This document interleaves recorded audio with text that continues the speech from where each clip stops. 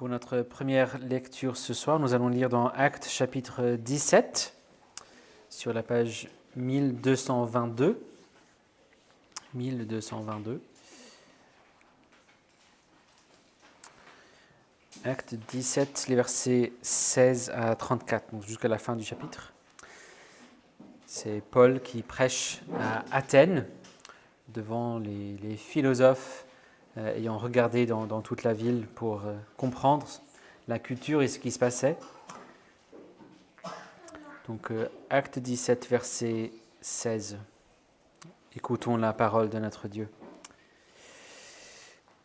Comme Paul les attendait à Athènes, il avait en lui-même l'esprit exaspéré en contemplant cette ville vouée aux idoles. Il s'entretenait donc dans la synagogue avec les Juifs et ceux qui craignaient Dieu, et sur la place publique, chaque jour, avec ceux qui s'y rencontraient. Quelques philosophes épicuriens et stoïciens se mirent à parler avec lui. Et les uns disaient « Que veut dire ce discoureur ?» D'autres disaient « Il semble être un prédicateur de divinités étrangères. » Cela parce qu'il annonçait la bonne nouvelle de Jésus et de la résurrection. Alors ils le prirent, le menèrent à l'Aréopage et dirent « Pourrions-nous savoir quel est ce nouvel enseignement dont tu parles ? Car tu portes à nos oreilles des choses étranges. Nous voudrions donc savoir ce que cela veut dire. » Alors tous les Athéniens, les étrangers venus parmi eux, ne passaient leur temps qu'à dire ou écouter quelques nouvelles. Paul, debout au milieu de l'Aréopage, dit « Athéniens, je vois que vous êtes à tous égards extrêmement religieux. Car en passant, j'ai observé tout ce qui est l'objet de votre culte. Et j'ai même trouvé un autel avec cette inscription « à un Dieu inconnu ». Ce que vous vénérez sans le connaître, c'est ce que je vous annonce. Le Dieu qui a fait le monde et tout ce qui s'y trouve, lui qui est le Seigneur du ciel et de la terre, n'habite pas dans les temples faits par la main des hommes. Il n'est pas servi par des mains humaines, comme s'il avait besoin de quoi que ce soit. Lui qui donne à tous la vie, le souffle et toutes choses. Il a fait que toutes les nations humaines, issues d'un seul homme, habitent sur toute la face de la terre. Il a déterminé les temps fixés pour eux et les bornes de leur demeure, afin qu'ils cherchent Dieu, pour le trouver, si possible, en tâtonnant. Or, il n'est pas loin de chacun de nous, car en lui, nous avons la vie, le mouvement et l'être. C'est ce qu'ont dit aussi quelques-uns de vos poètes. Nous sommes aussi de sa race.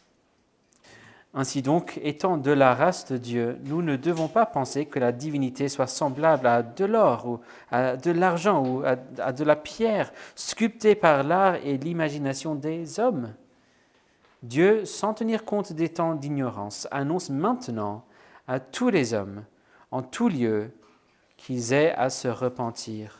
Parce qu'il a fixé un jour où il va juger le monde selon la justice, par un homme qu'il a désigné. Il a donné à tous une preuve digne de foi en le ressuscitant d'entre les morts.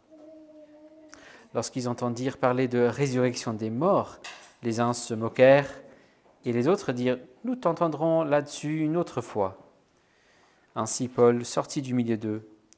Quelques-uns néanmoins s'attachèrent à lui et crurent. Parmi eux, Denis l'Aréopagite, une femme du nom de Damaris, et d'autres encore. Jusqu'ici la lecture de la parole de Dieu.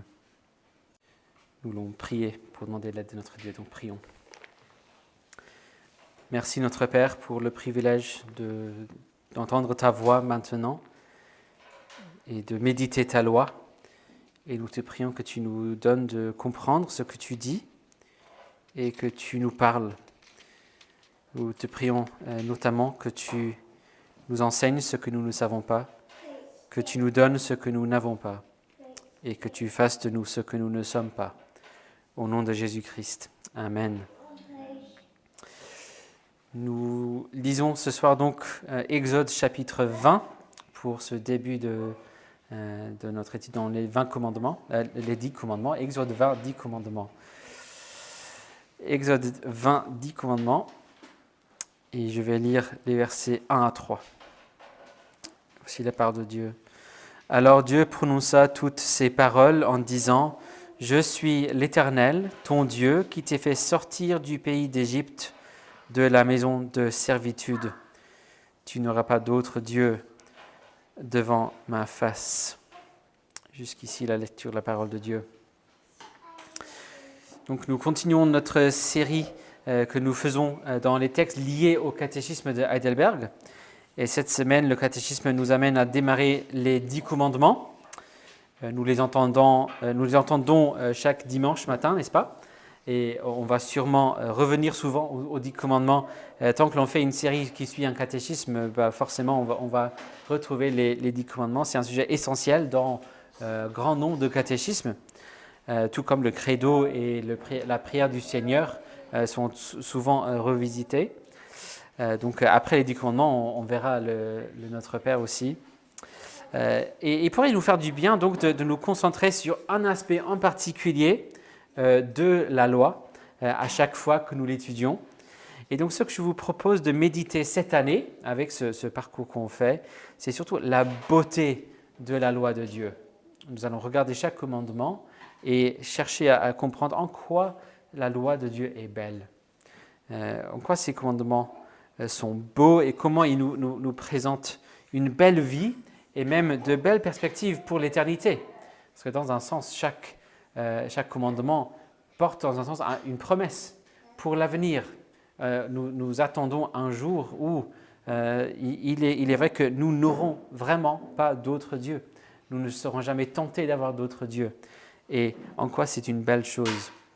Comme nous avons entendu et chanté tout à l'heure dans le premier psaume, « Heureux l'homme qui trouve son plaisir dans la loi de l'Éternel et qui médite sa loi jour et nuit. » Et souvent on entend dire « Ah oui, mais quand il dit la loi, c'est-à-dire toutes les Écritures, et donc on peut comprendre le fait de trouver son plaisir dans la loi, dans le fait que ça comprend toutes les Écritures. » Mais il a quand même utilisé le mot « loi ». Et on peut vraiment trouver du plaisir dans la loi de Dieu. Méditons donc ce premier commandement pour voir comment on peut trouver notre plaisir. Tu n'auras pas d'autre Dieu devant ma face. Je sais que ça pourrait être assez étonnant comme proposition, vu notre contexte, notre culture actuelle, un commandement qui nous invite à rejeter d'autres dieux. Mais c'est quoi cette intolérance ? N'est-ce pas à chacun de trouver son propre chemin? N'est-ce pas à chacun de croire comme bon lui semble? Dire que c'est un commandement et surtout qu'elle est encore d'actualité, là c'est déjà une chose. Mais même de dire que cette loi est belle, que l'on pourrait y trouver du plaisir, je ne pense pas. Hein. Mais essayons, méditons ce commandement.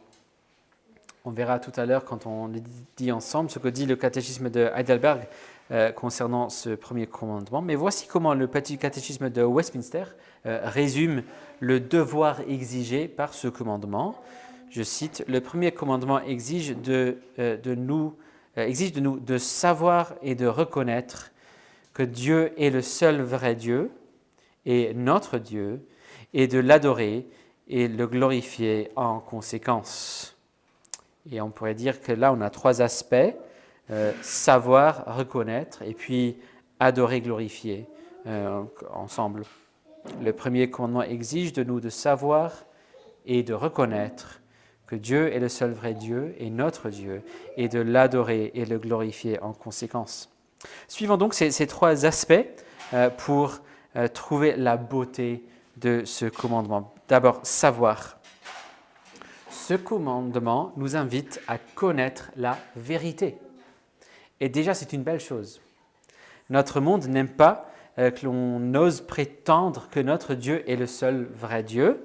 Le Dieu vivant est vrai, et qu'il ne s'agit pas non plus du même Dieu que les autres religions, sous un autre nom, comme si c'était un seul éléphant, et on est tous en train de toucher aveuglement une partie différente de l'éléphant, et on décrit des aspects différents. C'est souvent l'image qu'on entend. Ah oui, vous les religions, vous décrivez d'un aspect différent d'un éléphant, et vous êtes tous aveugles c'est clairement quelqu'un qui peut voir, qui dirait une telle chose, et donc c'est une arrogance intéressante. Mais non, le Dieu de la Bible, le Père, le Fils et le Saint-Esprit, est le seul vrai Dieu.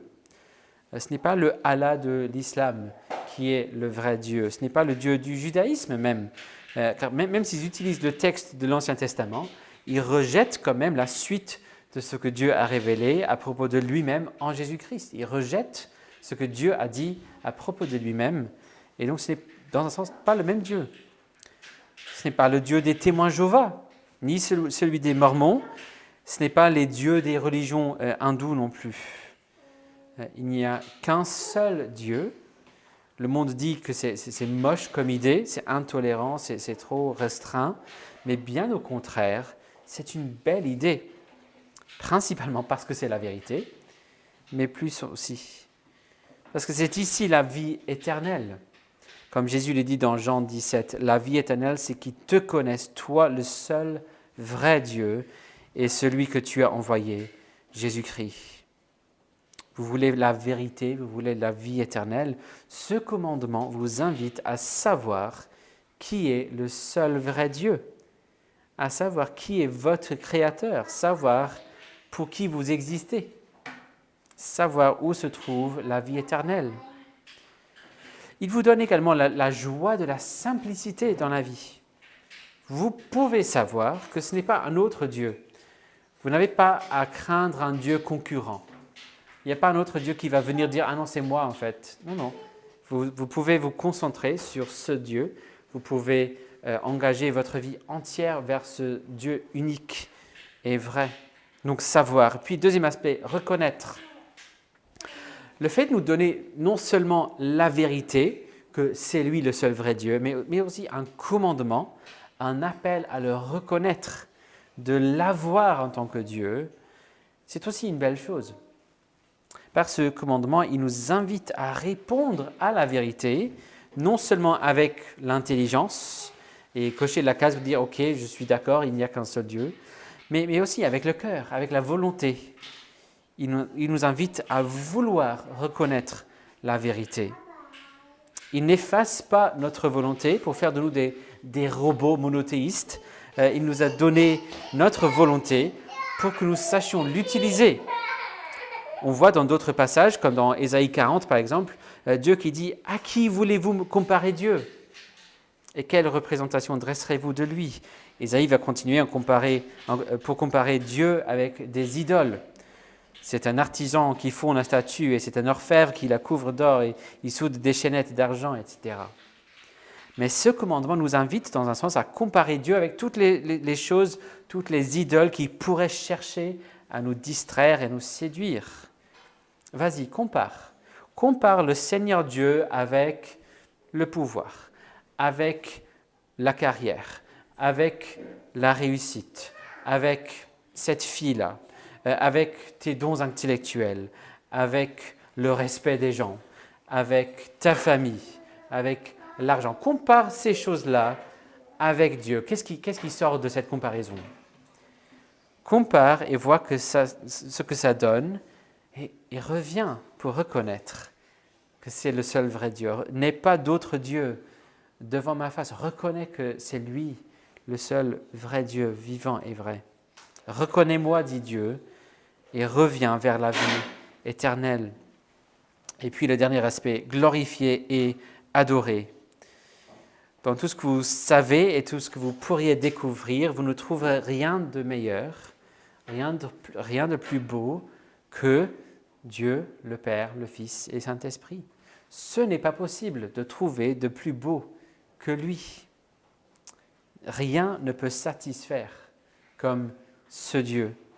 Nul n'est comme lui, nul n'est son égal.